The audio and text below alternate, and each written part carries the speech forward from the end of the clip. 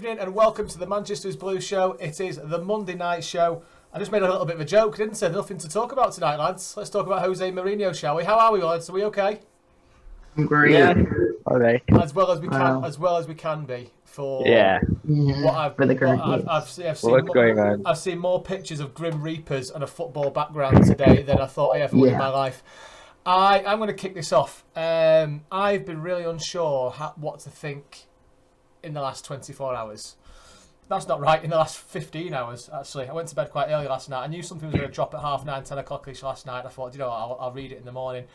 And what I've seen from Twitter is something that I have never thought would happen. There's a massive unified presence toward this European Super League. And what the 6 clubs have in England and the 6 clubs in Europe have managed to do is something that no political figure, no public figure has ever managed to do, and that is the overwhelming hatred and frustration towards the clubs that we love. I love City. City has been part of my life since I was 4 years old. Since I could pretty much walk, City has always been there. And I feel a little bit hollow today. I've dedicated so much of my life and time towards City. That's going away with City, going home with City, going to Europe with City. You know, I've dumped girlfriends on the back of them not liking me watching football so much, and that's the God's honest truth. And it's kind of like, well, City came first. If you don't like it, then I'm sorry, see you later. And I don't really know how I feel towards City at this moment in time. So I'm going to put this out to you, lads. Brian, I want to start with you. Tell me what you're feeling at the moment, pal. I'm absolutely ashamed, to be fair. I really am. And I've sat and watched and read and looked and commented. And the underlying thing is I'm just ashamed to be associated with this team, like this club right now. It's not the team that I ever thought it would be, you know. And the sadness is, for me, is the way it's all been handled. I just don't get it. You know, the big picture, I understand football changes, everything changes, I get that. But the soul that we had, the fan base that we've built, the journey we've been on, the abuse we've taken, the wars we've had to fight and win, all for what? All to get in bed with these people who have done nothing but make the last 10 years of our existence as a football club a misery at every turn, and we are now supposed to be friends with them.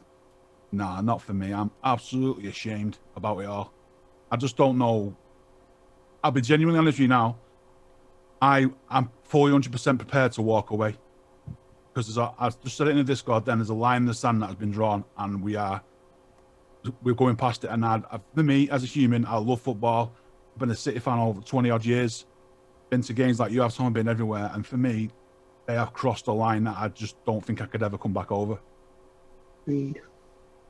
Tibbs, what's your thoughts, pal? What's the general feeling over in France as well? We're very interested to know that. So the feeling in France, from what I've seen today, talking with coworkers, colleagues, other people in France following football, I think it's pretty similar to the rest of the other fans. They're, in a way, sort of relieved that PSG, amongst all the French clubs, as well as the French president and other government bodies, have come strongly against it. There is a sense that with PSG specifically, their president, I believe, is also owner of the media group, which will get the broadcasting rights for the Champions League next year. Right. So it is even more in their interest not to participate. So in France, everything is seen in the sense of this is a really bad decision, which I think echoes what we've seen in the UK and elsewhere in the world, to be honest. Answering your question as for how I personally feel about it, I'm very just frustrated with it. It's, you know, not to be bringing up memes or anything, but it feels like this is why we can't have nice things. This is one of those moments for me. It's very frustrating. Football is something. The way that it runs, the way that it works, is very different from the other leagues, the other sports leagues in the world, especially looking at how things are done in the US, for example, where there's no concept of relegations and none of those things. And this is the European Super League would bring this into football, which would take away from its uniqueness, would take away from the amazement of having little known clubs being able to climb up and eventually get a year in the Champions League or two. All of these fantastic things that we've seen happen in recent years. Very frustrated, yeah. Neil, we'll go with you, pal. What are you thinking?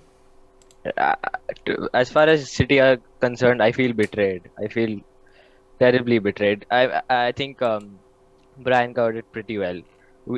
We are going with 11 clubs who have dedicated the last 10 years to make it as hard as possible for us to succeed. And now all of a sudden, one fine day, they're like, okay, yeah, we'll go with a European Super League. And they're, oh yeah, let's go. It's just not right. And even if you look at it, football in general, the beauty of football is that the weak can beat the strong. The beauty of football is that Leicester City can win a league when they were at 5,000 to 1 odds against them. The beauty of football, even the small things like watching Atalanta get promotion and then reach the Champions League quarterfinals in their debut. That's the beauty of football. And with this, you're killing it and you're killing football. So I feel betrayed. I've just, Addy, I'm very keen to hear your points, but I've just seen a notification come up. Brian, you know how stressed I get watching City at the best of times, and there's no particular lie to tell you that I've been watching the City games in Europe this year. I want City to win the Champions League this year, and this is painful. According to the UEFA Executive Committee, Jesper Muller, the expulsion of banning Man City, Real Madrid and Chelsea in the Champions League will be announced on Friday. I can't fucking get my head around it. I can. Good. Get what it Yeah, is but there. yeah, I agree. Good. I Get us agree. out. Yeah. I don't want to be in it. Totally agree there. What's the point? If it was to win it, what is the point? I don't care anymore. If we win, No, we're they not put- even going to be there next year. What's the point? We're trying to win as many trophies as possible, but we can't do that if we're just blatantly disregarding all the rules there are put in place just for the success of other clubs, smaller clubs. Why has this been done now? Why has this been done now? Why what's the point in this season of wasting so much time and energy into supporting it and then just to do it now? I don't get it. The timing is because of this announcement by UEFA today about their Champions League tournament. Yeah, And they've been forced. And if he was going to announce it, it was always going to be before that. But I am 100% sure that I do not want to take part in these competitions. I don't want my team in there. I certainly don't want us to win if they let us play. I don't want us to win. I'd be quite happy to forfeit every game now for the season. I've got to the point now where I've drawn a line in the sand. I don't want to know anymore. I don't care about this season. You know, imagine if we'd have won in the FA Cup final. FA Cup semi-final would have been on for a quadruple. Imagine that now. All that for nothing. I don't want anything to do with it anymore. And that is for somebody who's been contributing to a podcast and Discord and all sorts of stuff for months and months. Just to actually hear myself saying that. Is this a massive reactionary thing from City fans? Do we know enough information? Is it City's fault at the moment because they can't give us any more information? I feel like I don't have enough information to judge whether I'm pissed off with it or not. Does that make sense? Yeah, but I think I have more than enough information. If you try to understand the reasoning behind why certain clubs have joined, so if you take the example of Real Madrid or Barcelona, so they're getting tons of money there and they're on the verge of bankruptcy. I get it. Okay, you need money. I get it. You want to go there. If we take a look at the likes of Arsenal or Tottenham or even Liverpool, who are not on course to qualify for the Champions League, I get it. You want to be in Europe's premier competition next season. You want to have security of qualifying and playing with the elite every year. I get it. We are a club who is currently at the top of, I'd say, Europe. We're among the best teams in Europe easily. And this is something we have been working for hundreds and hundreds of years. Getting a shot at the quadruple obviously was never going to happen. But even getting a shot at it was something which would be impossible just even 15 years ago. And we are at that stage now, and we're throwing all of that away. We're throwing all of that hard work away just because 11 other clubs are going there. And from what I've seen and what I've read, City and I think the other club was Chelsea, these two clubs were the most reluctant of the 12 which have joined. And obviously there was a point on Friday, I think it was around the afternoon, when the first reports came out that there would be an announcement at 9:30, and at that point, five of the British Big Six had joined, and we were the only side which had not joined on paper till then. So we were reluctant, but in the end, we only joined for the fear of missing out. That's And all it is. That is yeah, all it it is. is. It is. And And from a business standpoint, I completely understand that. If this wasn't football we're talking about, or we're talking about supermarkets, you'd understand that this has to happen, the evolution of certain things. But it's the way it's been dealt with, and the fact that all our history is going to be for nothing. All the stuff we've been through, all the stuff we've all been through in terms of watching games, the emotions, the stuff, the attending games, the wearing the shirts. What's the point? What's been the point of it all? And I want us to turn around as a team and say, look, if we're going to be in it, if City are going to be in it, they're going to be in it. Now, they don't have to be in there and be happy about it. I want them to come out and say exactly how they feel from the top and say, look, we were forced into this. We have no choice. We take your concerns and we're sorry, but this is the way it's going to have to be. That would sit better with me than us just sat there looking at Happy Birthday Joe Hart on Twitter and every single comment is no to the Super League. I don't want that. I want our club to, at least, if they're going to go ahead with this, to have some dignity and tell us why they're doing this and explain to us on a level that we all understand that yes, it's money. We have no choice. And we could all accept that. We wouldn't be happy with it, but at least we can accept that sort of explanation. The phrase railroaded jumps to mind straight away, but we don't know that either way. I mean, there's heavy rumours saying Real Madrid and Man United were the kingpins behind this, and you can kind of understand that. United and Liverpool had something beginning of the season, didn't they, about potential, and that got kibosh, whatever it was. Is the frustration here that it's a closed shop league and there's no promotion relegation? If they come in and say this is going to be above the Premier League, and you get when you get to the top four, you go into this league next season, it's like a next level above, or is everyone annoyed about this because it's a closed shop, NFL style, no ups no downs participation? Is that where everyone's miffed with this? Yeah, Would it be different if it was like would it be different if it was like a weekly Champions League and it's sat above all the major leagues? Would it be different? Then it would be the Champions League. No, it's not. No, it's not. It's not. What I'm saying is it's a league above the league now. So basically, we've got the Championship, the Premier League, the Super League. This is put in place to be superior to all the competitions. Yeah. And eventually the Premier League will take second fiddle to that if we're allowed to stay in it. So when we're playing, or when our club is playing Real Madrid one week, Barcelona the week after, then Man United, then Chelsea, then Man City, are they going to be wanting to play their strongest team domestically every week? No. And the money will direct them towards having favouritism, and that disrespects the whole football pyramid. Yeah, it just disregards the values and the morals the sport stands for. If it was like a situation where it was a league like you said earlier, with promotion, relegation, multiple leagues going up and down the hierarchy of the line, I probably still wouldn't really accept it as a whole, but it would be more acceptable towards football fans around the world, and it just becomes sort of like... Just 15, 20 years ago, City were getting promoted and relegated. Exactly. Part of our fabric, of our culture, of our fan base and our club. We've been through it numerous times, up and down. We've won in the last minute of games to win titles. We've won in the last minute of games, or equalised to get to a position where we actually still have a club to play for. And to have that taken away from us, just replacing all those feelings and all those things we've been through, to replace with a pound note. No. Yeah. And it's like, I think there's two other things that really frustrate me here. One is related to the fact that even big teams like Juventus used to be in Serie B, the second level, not so long ago, just maybe 10, 15 years ago. We were in that similar situation prior to the takeover, of course, as well.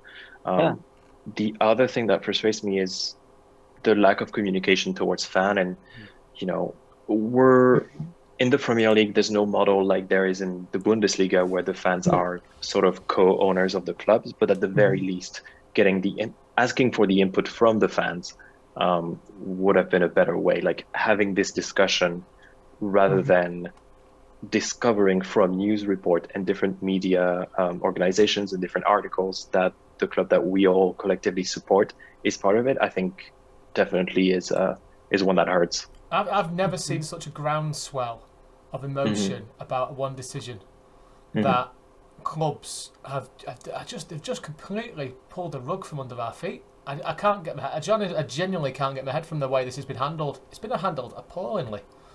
And you know the worst thing about that is, Tom, the worst thing about that is that they knew backlash was coming, and they're not bothered. Yeah, not bothered. And this has been communicating to Sky News via in confidential sources that they're not bothered at all. They don't care about the repercussion because at the end of the day, money. Yeah. This I read something today that they're treating us fans as legacy fans. Yeah. Which, you know, whatever, call us what you want. And they're focusing on this is for the future fans. Fans of the future. 126 years later. I mean, the future fans are my kids. Yeah, but let's get one thing straight. Do you know, let's just get one thing straight. None of us here will ever contribute financially to City for it to make a difference, ever. Yeah. We haven't done for years, and we will never do in the future. You know, that ship has sailed. So for us, it's not about our final contribution. It's the fact that we've been a part of this club, whether it be for 1 day, 1 year, 10 years, or generations of 100 years. You know, that now has no value, and that is the thing that hurts the most. Yeah.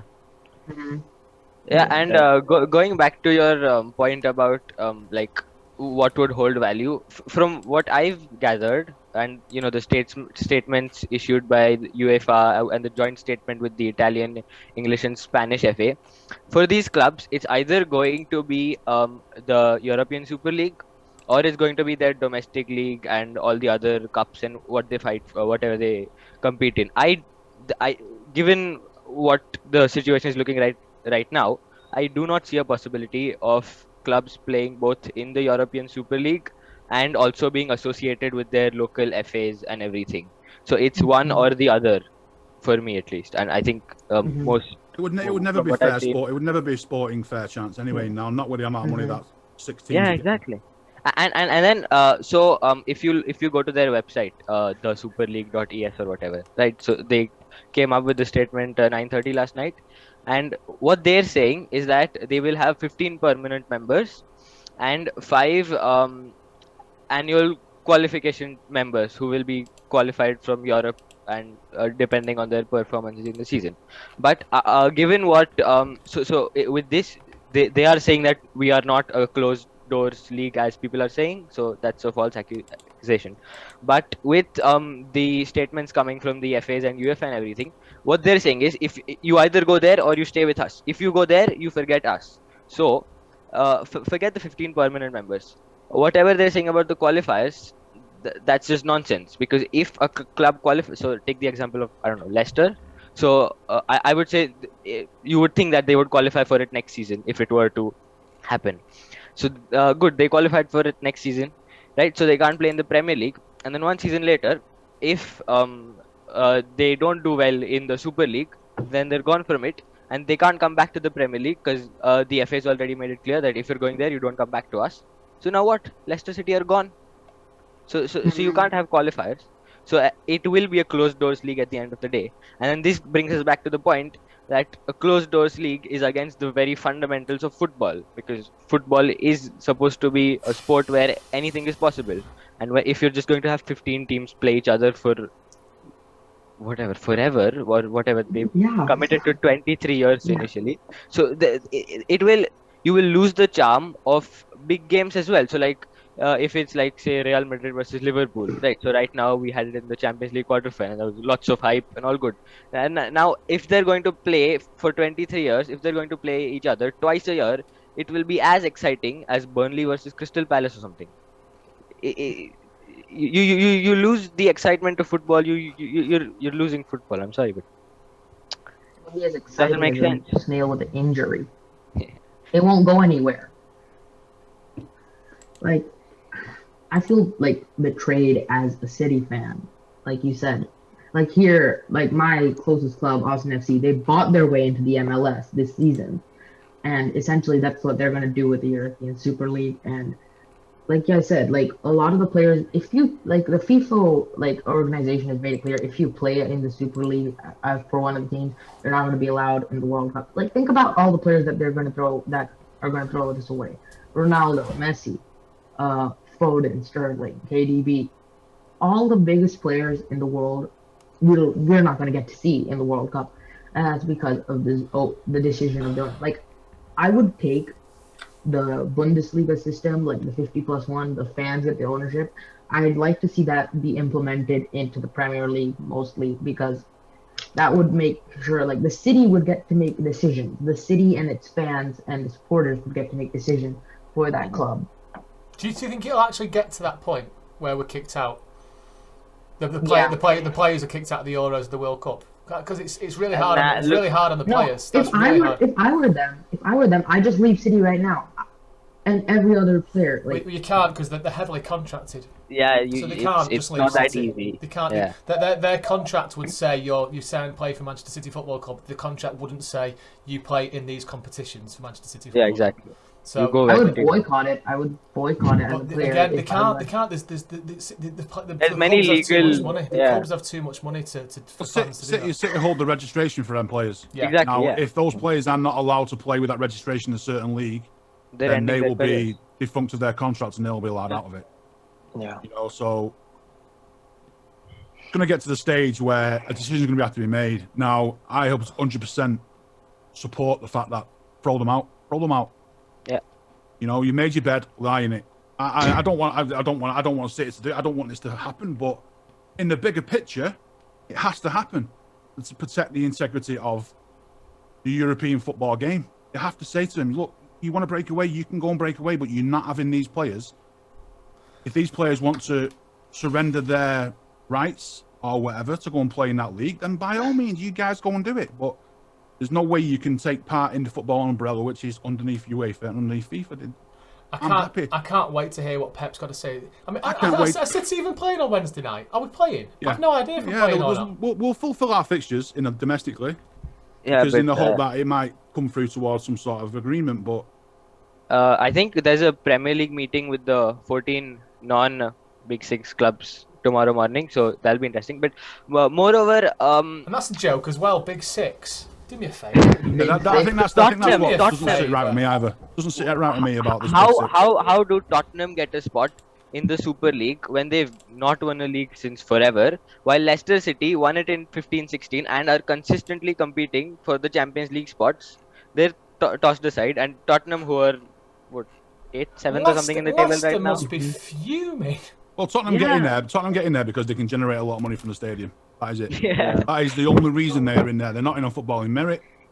The only reason they're in there is because of the money they can generate from their new stadium. Yeah. We just keep apart the fact that the Big Six clubs are not going to be next year, possibly. It would be much more exciting to see which clubs go for that number one spot, like compared to what it was before, because you'd see consistently which the same teams would probably be in the top four, but now it'll be just a huge fight to that first four spots. I think the standard will be a lot worse. I think it'd be terrible. It'd be worse than watching the Championship because you'll be getting effectively 6 more teams in the league that are not good enough to be there. And if you think about it in the big picture, the fact that we're not I would imagine that under these new regulations that these teams aren't going to be in the same sort of position where they have to have squad limits and wages and worry about financial fair play. So all these players that play for these teams that would be able to contribute some way to one of these top clubs will be gone and they'll be taken. And you're left with effectively a watered down Championship is what's left of the Premier League, and then that filters down and then that'll be dead. Yeah. But if we step away from the European Super League for a second, it's come out that the UEFA Champions League will introduce a similar system that the European Super League sort of imitates. So, the question in social media right now is, won't it just basically be the same even without the top 12 clubs? It'll just be a league sort of thing, but just sort of with more history as it is. Well, let's also be clear that... Sorry, Neil. Let's also be clear that today, UEFA made a decision based on the Champions League, which is equally just as bad as the Super League. So, one way or the other, the European football, as it stands, is going to be shit. It's going to be really, really bad. So, it's that case of, you know, we're getting bent over either way, and it's one of those things now where, you know, it's lesser of two evils. They're both exactly. We know how evil UEFA have been. Yeah. We've experienced that for 10, 12 years, you know, and now we're going into an unknown evil of our own making. You know, so either way, we're not in a good position. Even if it was to walk away from this Super League, we're still not in a good position either way. You know, so let's be clear that this Super League is an absolute disgrace, but UEFA are also a disgrace. It's hard to support. It's hard to support anything that UEFA says, to be honest, isn't it? And it's kind of I kind of feel a bit dirty. And it is really, really bad and hard to accept that we are actually trying to choose between UEFA and what we hate the most, and UEFA is probably going to come out on top as the winner. That is something that we have to side with, and that does not sit right. That stinks bad. You know, that is about as bad as you can get. Is having to say, actually, UEFA, help us out. Yeah, but going back to the Swiss model of the UEFA Champions League, which Adi was talking about, there's quite an interesting story behind that. So that model was proposed by Andrea Agnelli, the chairman of Juventus, who is now leading the Super League. So now this guy, he has absolutely backstabbed both the UEFA and the ECA. He was the president of the ECA, the European Club Association, which basically consists of all the clubs in Europe. And in UEFA, he was a board member. So for UEFA, he proposed this model, which, among other things, includes legacy spots for teams that have not performed well in the current season but are historically doing well to get one or two spots in the Champions League, which is not as bad as the Super League because it's still not closed doors. So you still could have Leicester qualifying, right? It's not that bad. It's not closed door, but it's still basically you've got one foot in the door for as long as you want. It's a semi-closed door. Yeah, but it's still not a fully closed door, right? Yeah, but it's still the same principle in a way. Yeah, but that's the thing, right? These guys, these Big 12 clubs, they're playing on both sides because this guy Agnelli, he's proposed this. He's driven the reform. I read somewhere on Saturday, he calls Alexander Cheferin, the UEFA chairman. He calls him to talk because on today, Monday, there was supposed to be the final vote and the official announcement of the Swiss model. He calls him and he gives him his support. And by the way, these guys were very good friends. Cheferin is the godfather of Agnelli's daughter. Okay, so these guys were really good friends. That's how close they used to be. Yeah, so he calls him on Saturday night and says, yeah, I back this and we're all behind it. And he even said, I'll speak to you in 1 hour. And then he turned off his phone, shut it down, and then those two never spoke. And the next thing you know, Sunday night, this announcement comes. He resigns from the UEFA board, resigns from the ECA as the president, and now he's suddenly there. And now, if you see, the Super League is not a concept that originated overnight, right? It's the idea of it has been there since the 1990s, I'd say. Yeah, so it's been there for a while, and it has been used by these big clubs. Whenever there's a UEFA reform coming in, these big clubs have used it to a small extent or a slightly bigger as a bargaining chip to get more control. Now this time, they, with the pandemic, which has caused an even greater gulf in revenue, or which is subsequently power in general, they have the chance to almost gain as much control as they want. So if you look at the situation from solely the club's perspective as a business and not as a football club, as a business, an organization which will make money for their owners, they will either go to the Super League where they'll be funded by JP Morgan and they'll make millions and millions a year. I think the projected revenue for the founding members was 400 million per year for just participating. Okay, and to put it into context, last season Bayern got less than 100 million for winning the Champions League.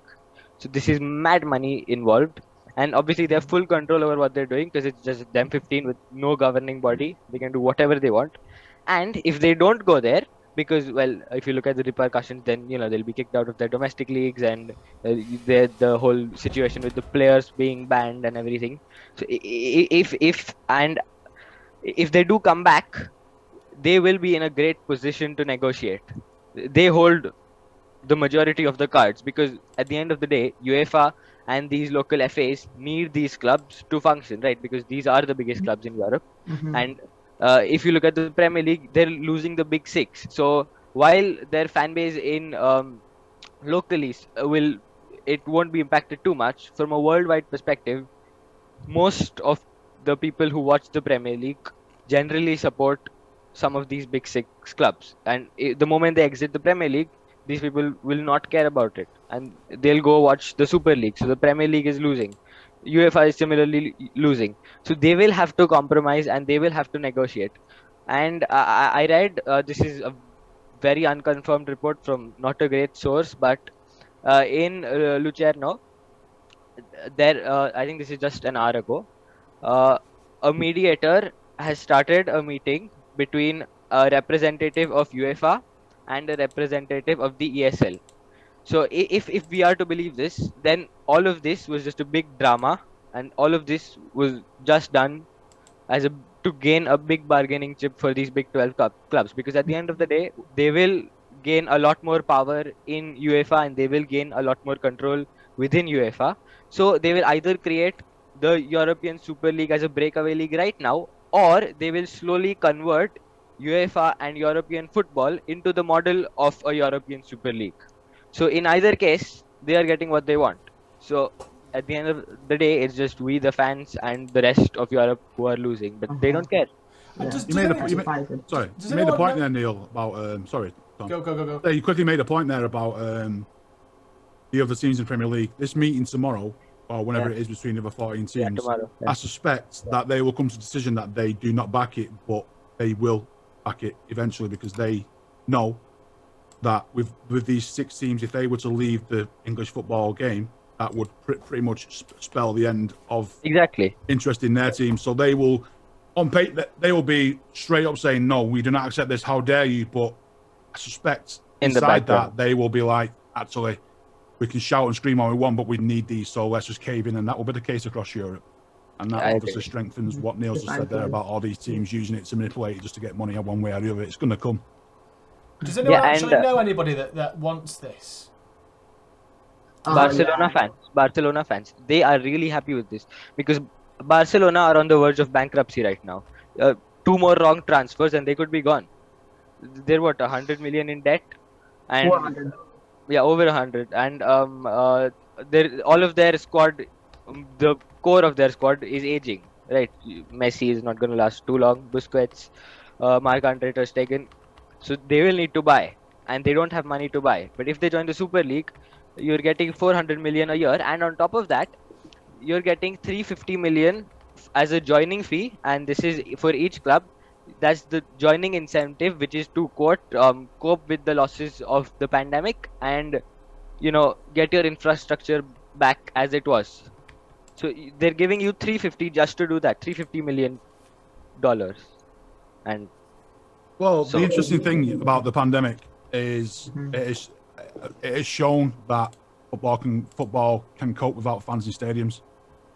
So even if there was no fans to attend any Super League games, it wouldn't matter. It wouldn't make any difference at all. It wouldn't. Because let's be honest, other than teams within this country, no away fans are going to attend any games. yeah. No one is, are they? It's midweek as well. No one's going to travel to Spain, to Italy, and then to London within a 3-week period. Nobody's going to do that. I'm sorry, but they're not. And especially when this becomes such a common occurrence, right? So if it's the Champions League and if it's a knockout, so you have Real Madrid one day and then you have PSG the next week, then then you're like, this is only going to happen once a year. So yeah, fine, I'll go to Spain, I'll go to France. But this will, as I said, this will become as common as Burnley Crystal Palace every year.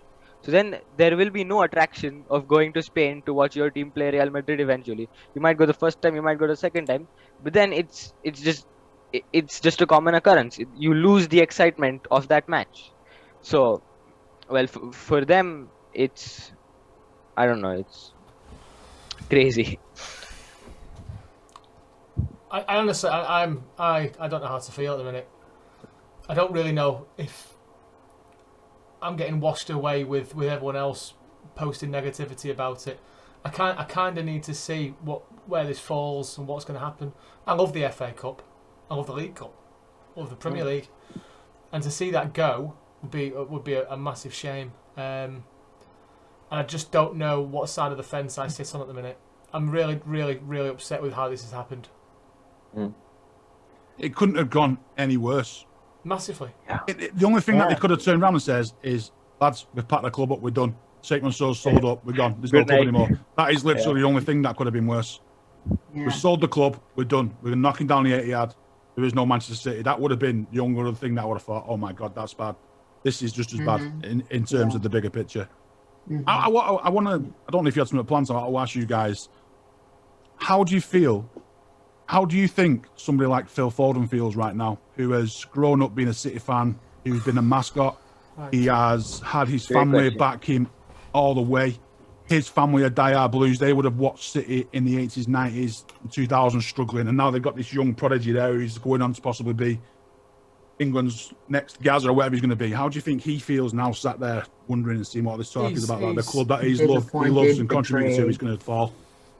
Disappointed, betrayed. That's it. That's it. That's every right to be mad at City. Because he's one of us. He'll be us, but he'll have the same opinions we have. But obviously, he's a professional footballer. But he has the same feelings for the club, if not deeper.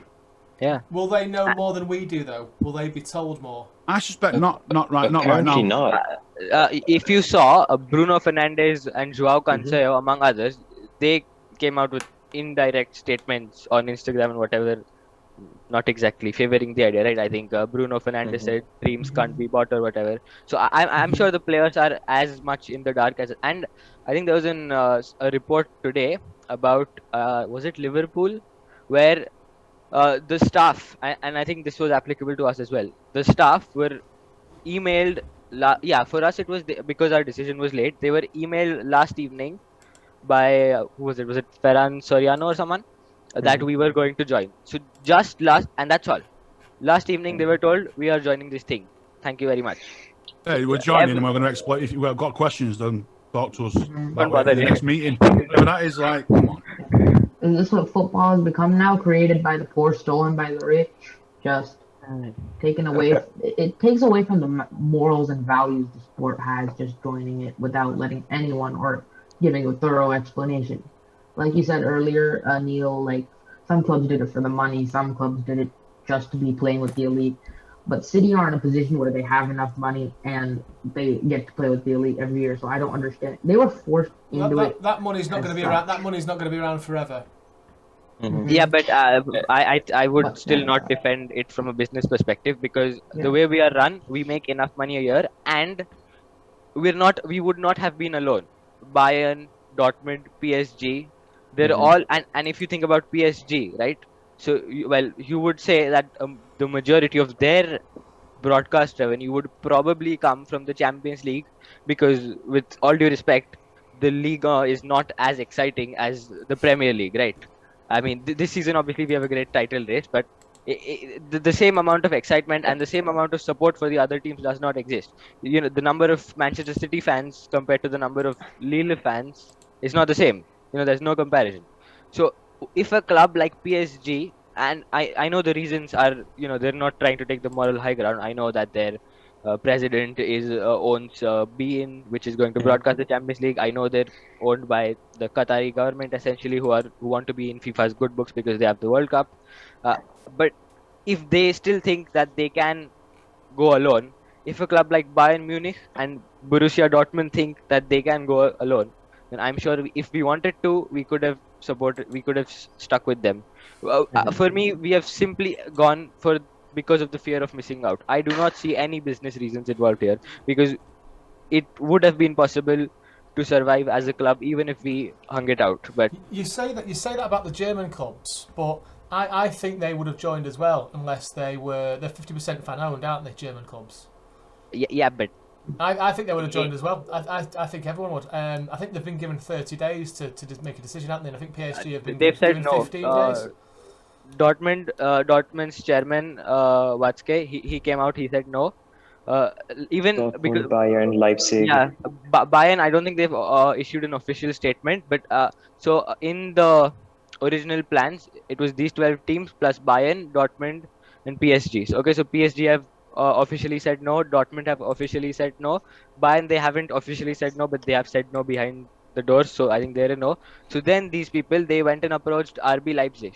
Now RB Leipzig are not a fan-owned team. In the Bundesliga, there are two teams which break their 50+1 rule, and this is authorized by the DFB, their version of the FA. There's Leipzig and there's Hoffenheim, and Leipzig are not fan owned; they are fully owned by Red Bull and all of that, and they have also openly refused to join. And then even FC Porto were approached from Portugal. They have also openly refused to join. So I don't really think the business perspective is that big in our case at least. And you think RB Leipzig would want to join with all their buying thing, bringing clubs up. But Yeah, I mean Leipzig were non-existent.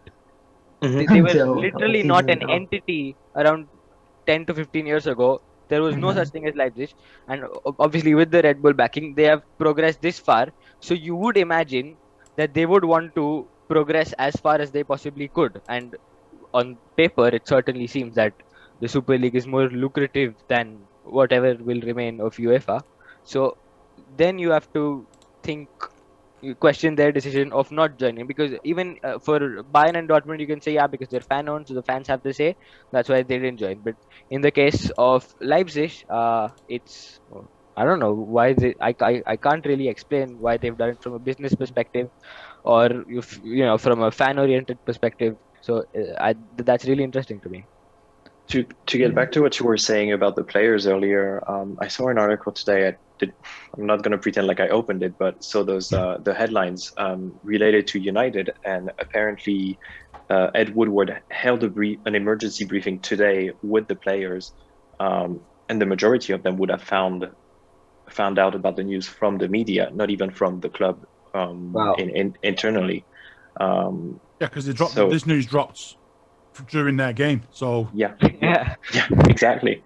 they were busy playing Burnley, and so this is I don't really know how to feel. Like, the fact that you would keep even your players in the dark, I think says a lot about the discrepancies between the people running the club and the people playing and representing the fans playing for the club.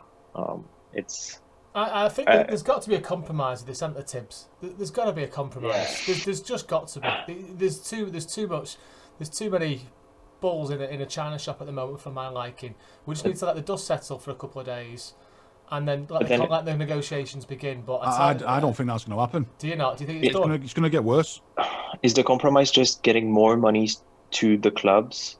that is from UEFA, from like the revenue split, and then that's it. Like, I want to believe that we have two avenues right now, and one is the Super League, and one is just renegotiating with UEFA, which they've done in the past. But I suppose this is a massive hardball game to go down, isn't it? The loans, etc. What they've done is a big game of cat and mouse. They're playing if they are doing that.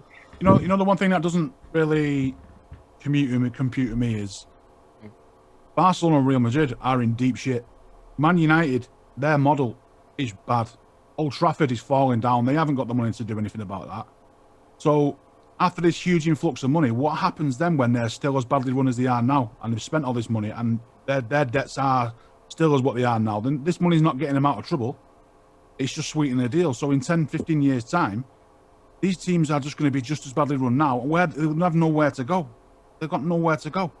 But I guess their hopes would be, one, if the situation is bad, they can sell. The valuation of the club would be much higher. And I mean, it just boils down to money, which is the most frustrating part, I think. United share percentage jumped 10% today. Wow. Yeah. Well, they're building a bubble for themselves that is going to burst, and then what? Yeah. Then all for what? For some people to have lined the pockets for 10 years. Yeah, but the reason I think there will be a compromise is because this is so radical.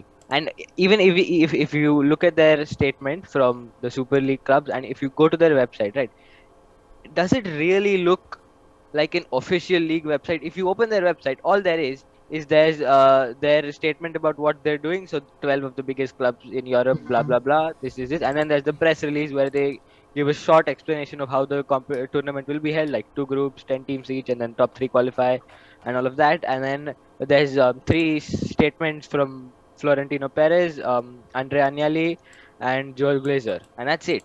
And if you're telling me that is a website supposed to launch the revolution of European football, and And let's be honest, even the logo and that looks tacky, like yeah, it's been done it by is, somebody on Fiverr in 15 yeah, minutes to put exactly, something yeah. together. It's like, come on, you know. So It's like the Instagram too. It does not look professional. Yeah. yes, so for that reason, I think that this is all being used as a big bargaining chip with UEFA, and then you have to realize that if they go through with this, there is a massive amount of risk involved. So if you say that there will be a standoff between UEFA and these clubs, and we will have the alienation of these 12 or whatever 15 from UEFA, and then you'll have the ESL. If for whatever reason something goes wrong, so first of all, they're funded by JP Morgan, who are not currently the financially most secure bank in the world. And um, I think the initial 5 billion that they've committed, they are supposed to be repaid in the 23 years of the initial commitment period, right? So if for whatever reason something goes wrong with the funding or with the revenue, the broadcasting rights, because currently so initially it was reported that DAZN would be the broadcasters, but they've distanced themselves. I don't see Sky going for it because they have the Premier League. BT have the Champions League. They'll make their own platform. Yeah, They'll make their own platform. this is They will But make their that's own the platform. problem. So they're saying that the greatest chances will be an OTT platform like Amazon or Disney. Now we had that in France with Canal Plus, and you can ask Tibbs, that did not end well. So if anything goes wrong with the broadcasting, with the revenue or with the funding or anything, and if for whatever reason you lose the money in the Super League, these 12 clubs, they will be dead, because there's no coming back after they've committed. You're crossing the point of no return. UEFA are not going to bring you back, and if you stop getting the money in the ESL for whatever reason, then you're stuck in a limbo. And I I I don't see anything saving them. All these are the 12 biggest clubs in Europe who could potentially, if things go wrong, and I'm sure they've thought this through, and I'm sure that they have all plans in place to mitigate these risks as much as possible. But these risks are still very real, and they still could pose a threat to the competition. And if something like this does happen, then you're losing the 12 or 15 biggest clubs in the history of Europe. So it is a huge risk, and for that reason, I think they will eventually compromise. If I could just speak right now, if like when we're going back to the players, if we look at the current like player situation and the squads that international European teams carried last couple of years in the World Cup, France will lose 14 of their players and only be able to keep 10 if it goes through. England will lose 14 as well. Belgium will lose 8. Portugal will lose 8 as well, including Ronaldo and Fernandez. And Spain will be hit hardest. They'll lose 16 players, and Germany like 7, and then that's it. They'll lose so many players that they've carried throughout like the World Cup squads, and it's just ruining the players' career because they won't be able to return. They'll get sued by FIFA. They won't be able to return to their national teams. Their reputation will be ruined. They won't be able to be signed by any other teams. Like you said, if this doesn't go through and the teams just somehow die, they go bankrupt, they fall out of European football scene, these players won't be able to salvage their careers. They'll be seen as traitors to the sport, and they won't be able to be playing at the level they should be playing at. And that'll really hurt them at like any stage because they've worked so hard to get this far, only for a team's owner to make a decision that they probably don't even support at this point. I just can't see it getting that far. Yeah, exactly. I just can't see that getting that far. I don't. Something will happen in the next week or so. I can see by the end of this week we'll be thrown out of the Champions League. That'll happen, and they're quite within the right to do so. And then what you find after that is, then the FA will see, this will set a precedent that the FA will then say, well, you've been chucked out of that. The FA Cup's gone. Then, if City was to win the Carabao Cup before this happened, they'd probably retract that and say, no, withdraw that from you. You could see by the end of this month that we've been expelled from the Football League, and I wouldn't surprise me if that was the case. What an absolute shit show. Leicester could win the league. Leicester could win the league if that happens. Well, it doesn't bother me. It's good to them, but it's the genuine prospect that we should be expelled because we've revolted against the thing that has made us who we are in this last 120 odd years, and that goes for every team. That is it.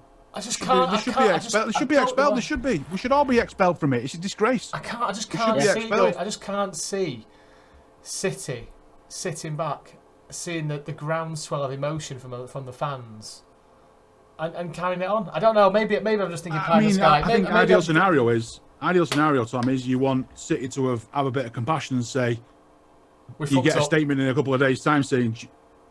Apologies. Not really supposed to.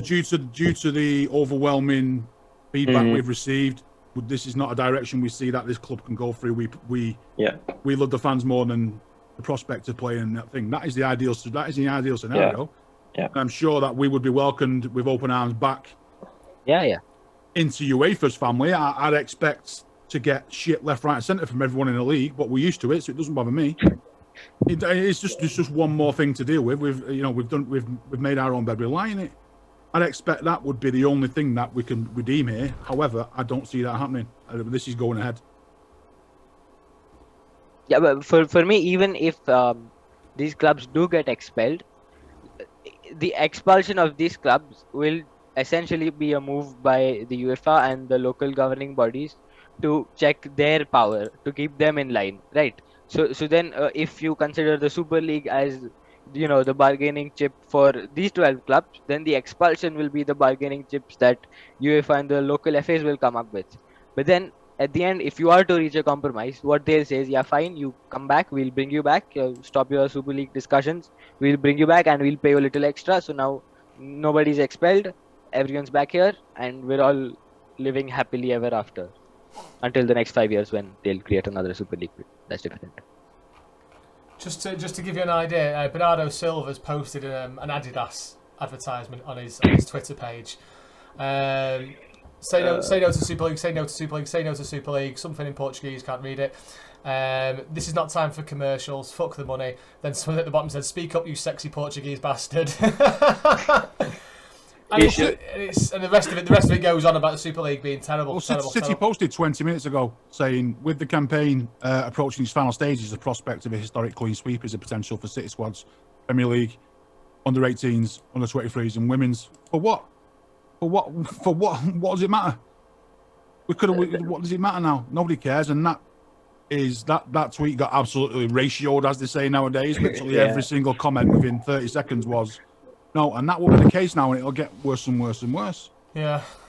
But that's a good thing you bring up, though. The youth levels and the women's game, right? So, in their statement, the Super League clubs are saying that after the men's thing is in place, they will plan to introduce something similar for the women's game.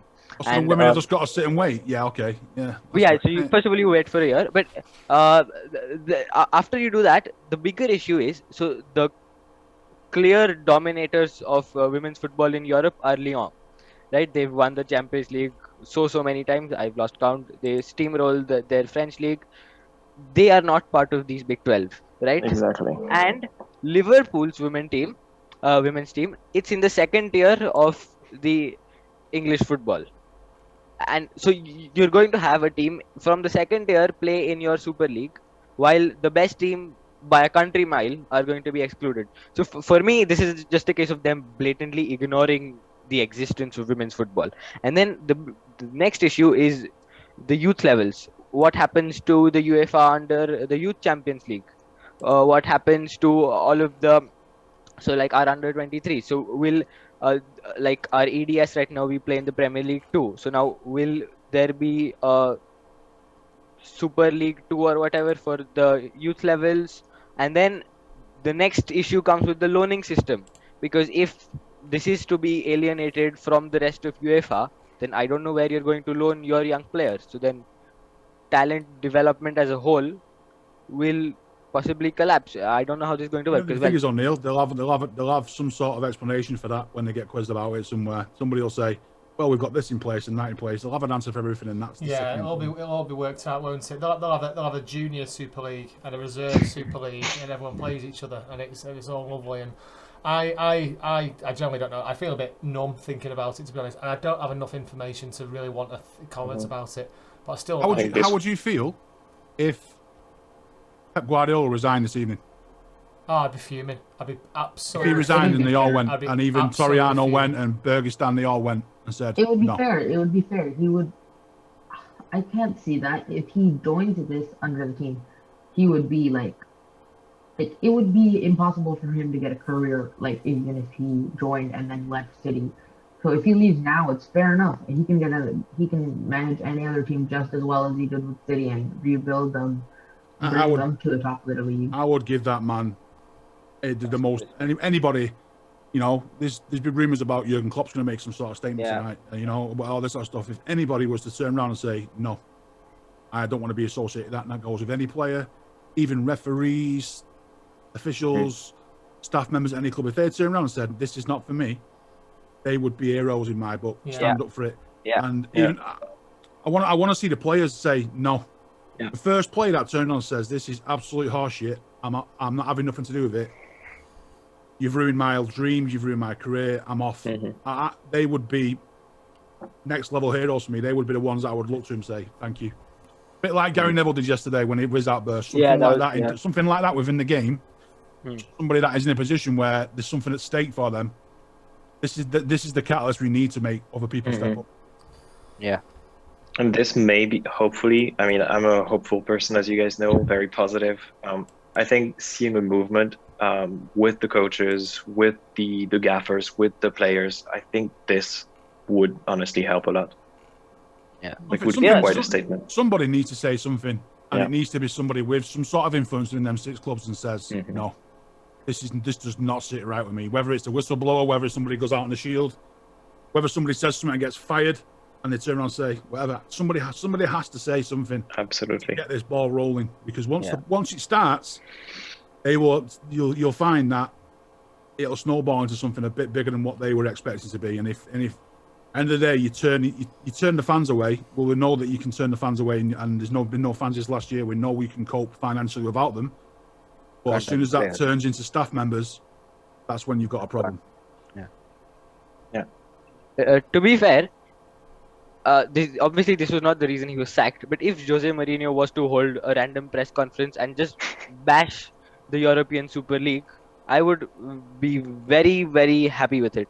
I know this is not why he was sacked, and I know this would not really make sense for like in a conventional sense. But if he was to hold a press conference and just generally bash the idea of the Super League, I would back that very much, because if there's one guy who can stage a drama well, it's him. So if he can start something, because he's the closest person we have who is not directly involved but was involved at one point, who can come out and say something which might cause a reaction behind the scenes among those who are involved. There's already people at one of these clubs talking to Sky Sports sources. There's already somebody out there saying, "Look, this is shit. We don't like it, but it's business. We've got to do it." And these are seen. I suspect the way he was talking, it's going to be. There's going to be 2 different sources. You've got one of these sources is somebody that is working for one of these clubs that are in a bit of debt, which is not us. You know, and I suspect that some of the comments that have come out from it are from somebody at City that is saying, "Look, it's a decision that's taken out of our hands. We would never make a decision if it was down to us, but we don't own the club." So, right, I think it's time to leave it there, lads. We will be doing more as the week goes on, as more news comes in. City's website said the club's inclusion in the Super League will be an immediate focus for its ongoing engagement with fans and other important stakeholders. We can only wish that there will be some kind of U-turn at some point, or something more news will come out that'll make it all feel a bit better. But the way I'm feeling at the moment, and the way everyone else seem to be in the right frame of mind, is the huge groundswell towards this is possibly the worst thing that could have happened to football. It's certainly going to get worse before it gets better. Yeah. My words, it will get worse before it gets better. I would be absolutely devastated if we got knocked out in any competitions without actually playing football. Absolutely gutted, fuming. But, we'll see. Listen, lads, we'll leave it there. Thank you very much for joining me. Anyone got anything to add before we go? I think that's about it. Nothing more to say, really, is there? Feel a bit numb. Yeah. Right, boys. Just wait and see. Absolutely, yeah. Love you and leave you. Have a great night. Thanks for joining us, and we'll speak to you soon.